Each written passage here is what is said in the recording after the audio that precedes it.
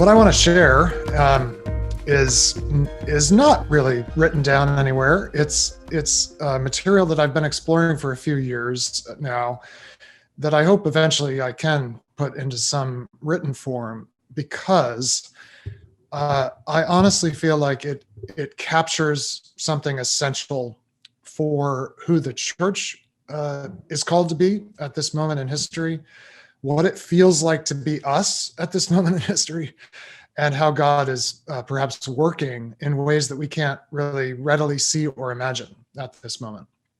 And it's very broadly, I'm going to start sharing here on the themes of redemption and restoration. And it has emerged out of our work at Praxis, which we work with entrepreneurs in every possible sector. I'm actually in the Praxis office today in New York City. And as we have been trying to teach Christians who want to be innovative in the world, they're starting new businesses, they're starting new nonprofits, where do we go to give them kind of an anchor for what they imagine their work could be? Well, we've ended up in maybe an unlikely place, possibly, which is the book of Ruth. And it's quite extraordinary story of redemption and restoration. And so in this opening few minutes, I want to just set the story for us.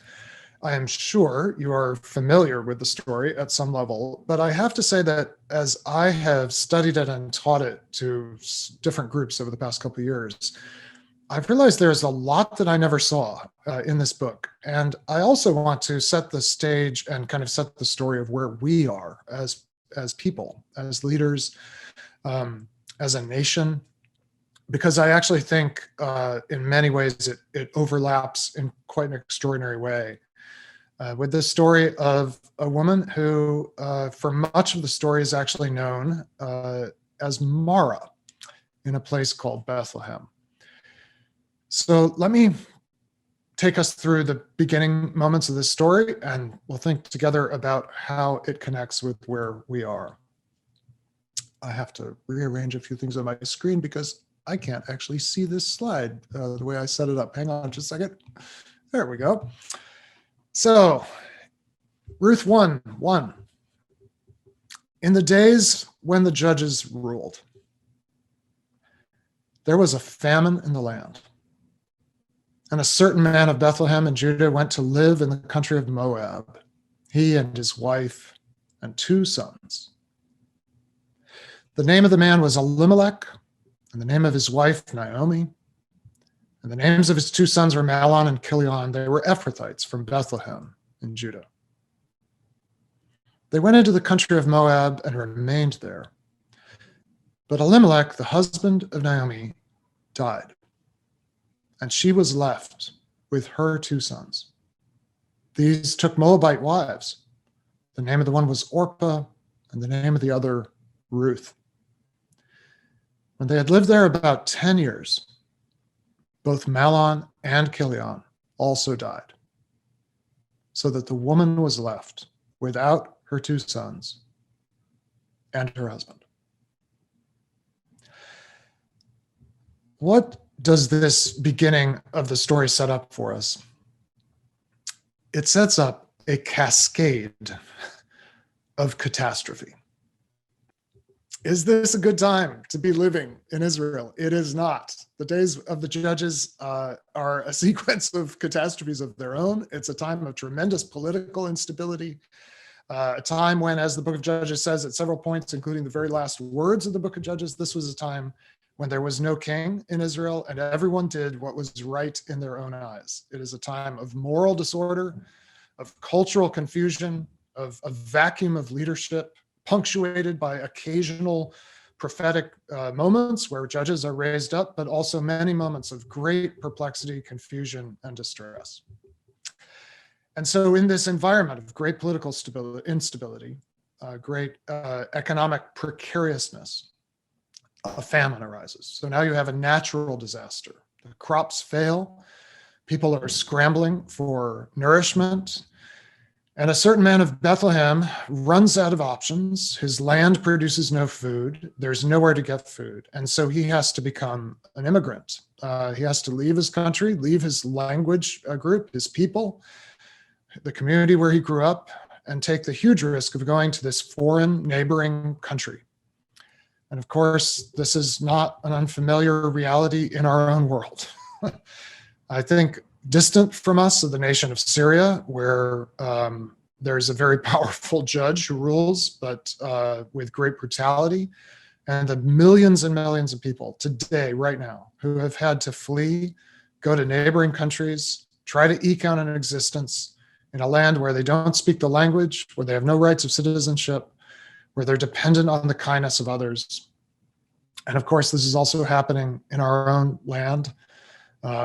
Just down the street from any one of us is a family who fled from something really terrible and made their way here, sometimes legally, sometimes without the benefit of legal protection, but just in desperation, tried to get to a place where they could make some kind of life for themselves. And this is the situation of this particular man and his wife and his two sons. And I guess that they are perhaps children. The two boys are children at that point. And so they grow up as bicultural immigrants. Perhaps they learn enough of the language of Moab to get by, because at least they learn enough to court some of the young women of that land, and they actually marry interculturally. So now they have cross-cultural marriages. Their the daughters-in-law would speak a different language from the parents. The boys would have to switch back and forth between their parents' language and their wives' language. But this also gives this family a little bit of security, perhaps in a kind of informal version of the US green card system now, because they've married into the culture. Naomi and Elimelech are seen, at least to some extent, as belonging rather than being total outsiders. And so it may seem for a moment like things are looking up for this family. They've found a way to kind of marry in and join this other culture. And then Elimelech dies, apparently in the prime of life. And this is a precarious thing for a woman in that culture, but fortunately she has two sons. They marry. And then after 10 years of eking out an existence, both of the sons die. And it ends with this kind of resonant description. The woman was left without her two sons and her husband. We live in a different time now, and being a widow is not quite the same thing as it was in that time. Though even today, to lose your spouse in the prime of life and to lose the sons that perhaps would have supported you and to find yourself all alone is a pretty big deal. It's probably happened to friends of yours. Perhaps it's happened to you. It's happened to one of our closest friends here in Delaware County. Her name's Angie. I've told her story in other contexts. Her husband, David, died, leaving her with 4 children. And as we watch our friend Angie try to make her way, even in our egalitarian world of where women have a lot of opportunity and where there's a lot of protections and a lot of social kind of insulation, at least for people who have means and kind of have extended family to support them, it's a precarious thing. Far, far harder in Moab in the time when the judges ruled the neighboring land. This is a really, really terrible situation. And everyone who would have read this story in its original context would have just immediately felt how bad this was. Multiple catastrophes. Does this not feel alarmingly like our own lives right now? Without getting too political, in the days when Donald Trump ruled, a coronavirus arose across the ocean, came to our land, disrupted everything about our lives almost exactly a year ago.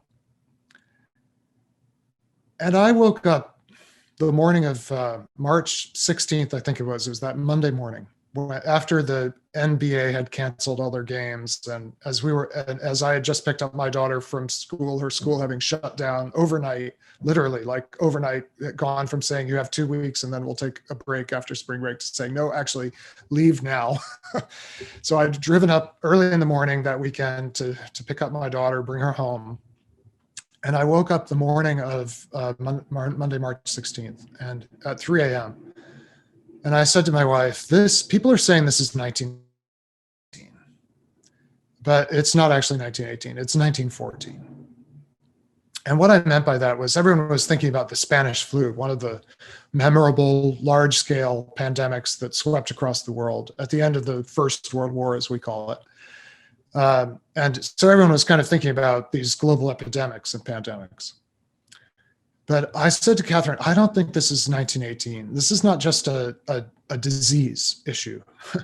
I think what's about to be unleashed on the world is more like 1914, when in June of 1914, the Archduke of the Austro-Hungarian Empire was assassinated by insurgents in Sarajevo, which set in motion this domino events that 3 months later in August led to the beginning of what is known in Europe still today as the Great War, a cataclysm in the world of Europe in particular, though it eventually included and evolved many other nations, including the United States, our own World War I, that was much bigger than the pandemic that swept in on the heels of the devastation of the Great War and killed millions and millions of people. That pandemic, when we remember the 19-teens, we barely remembered until COVID-19 came along. The epidemic, that was a footnote to the political, economic, cultural, and religious changes that happened in those 4 or 5 years. Because it's not too small to say that before 1914, Christendom still existed in Europe. That is to say, Europe was a continent of monarchies, all bound together by a notional shared faith, although some Protestant, some Catholic. And it really was a world where the church and the state still were intertwined. After the dust settled of the Great War, the Spanish flu, the Roaring '20s, the hyperinflation of the '20s, the institutional realignment of Europe, the end of the Austro-Hungarian Empire, it's really not too small to say that Christendom was gone. Not least because the Christian religion had been profoundly destabilized by Christian nations waging the most terrible war in some ways ever waged. Trench warfare, modern military might, deployed against one another, each side convinced that God was on their side. And when all that was over, the idea that Europe was a Christian continent was also over. I woke up at 3 a.m. that morning. I said to Catherine, this is 1914. When we look back on this time, we'll see this was a moment when much was lost and everything changed. It's not just about a virus. Multiple catastrophes. In the years when Donald Trump ruled, when the coronavirus caused lockdowns across the land, a man named George Floyd came out of a store having had a difficult interaction that led to the police being called. And a man named Derek Chauvin, who was a member of the Minneapolis police force, in an attempt to subdue Derek Floyd, placed his knee on Floyd's neck for 8 minutes and 43 seconds. And our collective witnessing of that act of homicide unleashed protest, unleashed untold grief, outrage, calls for a reckoning with who we really are as a people, who we in some ways have always been, unleashed a counter reaction. And you may identify with one side or the other more. I kind of identify with both, like both the protest and the feeling, but wait, isn't there something to be salvaged here? It unleashed such instability in our own understanding of ourselves as Americans. Multiple catastrophes. And these are just the big context. This is the judge's ruling, the famine. But it all comes down to persons, to people, to families. And so individuals feel it. I would not imagine there are too many of us on this Zoom call who have not either personally or at one degree of separation accompanied families as they suffered the premature loss of relatives that they never expected to lose in 2020, whether directly to COVID or to other things. In my own family, my father in the summer started feeling weaker and weaker. I could just started losing energy. He's 79 years old. He's always been super active. He has this list of like 40 people that he takes on outings in Western Massachusetts to swimming holes that nobody else knows about. And he started slipping on rocks that didn't seem that slippery. He started being out of breath. And this led to a whole series, as you can imagine, of doctor's appointments. And every specialist thinks that their specialty can unlock the problem. So maybe it's pulmonology, maybe it's cardiology. It turns out, in my father's case, it's neurology. And 4 weeks ago, my dad, after many, many doctor visits and a lot of hospital visits, was diagnosed with ALS, motor neuron disease, Lou Gehrig's disease. And so while these massive global catastrophes have been playing out, while my own life and all the meaning that I got from being with people like you, like in person when we used to do that, and all the travel that I used to do, all that gone, all that lost, much of my income disappeared. I find myself with the amazing privilege, really, but also the real burden of trying to help my parents very quickly adjust to a very different reality. My father's now confined to one room in their house, breathes with great difficulty, has a feeding tube to assist with the swallowing that becomes an issue with ALS. I'm spending 3 days a week up there right now. Multiple catastrophes. And that happens tomorrow. And she returns to Bethlehem with one daughter-in-law in tow. Now, this sounds to us promising, right? Bethlehem, that sounds good. Like if you have to go somewhere, isn't Bethlehem a good place to go? Oh, little town of Bethlehem, how still we see thee lie above thy deep and dreamless sleep. Not then, not for Naomi, not for women at this moment. Because the name Bethlehem is not just another little town at this moment in the history of Israel. This story takes place right at the end in the canon and presumably also in real time, in chronological time, at the end of the book of Judges.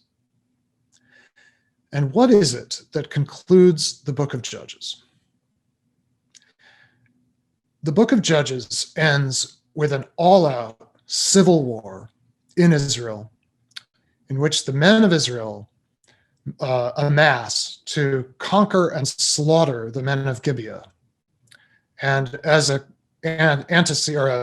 consequent event of that, carry off and abduct and effectively rape the women of Shiloh to provide wives for themselves. And all of this war, slaughter, abduction, rape is unleashed by an event that's narrated in Judges 19. When a Levite, who is not named, ends up in desperate need of hospitality in the city of Gibeah, finds himself in the home of an elderly man. The men of the city come and demand that the man send out his daughter and the concubine of the Levite.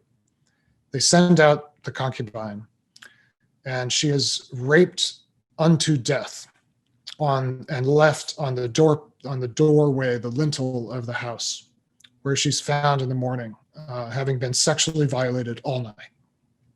This is one of the most horrible things in the Bible. I doubt you've ever preached on this chapter. It's rated X.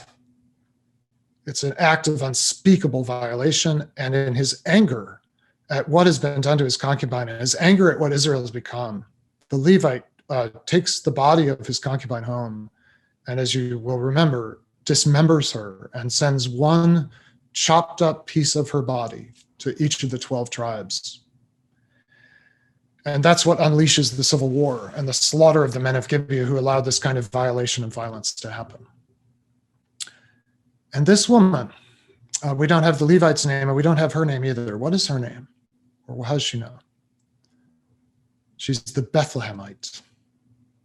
The Bethlehemite. So Israel has just lived through this absolutely cataclysmic civil conflict. Thousands of men killed, hundreds of women abducted.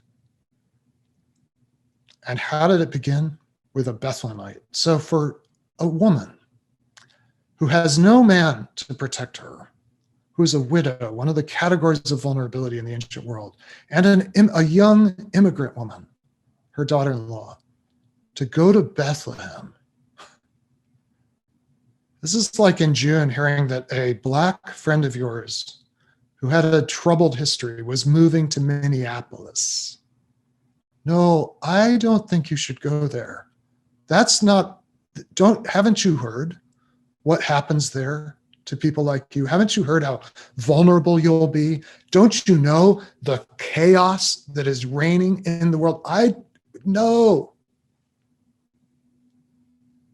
And when they get there, the whole town was stirred because of them. And the women said, "Is this Naomi?"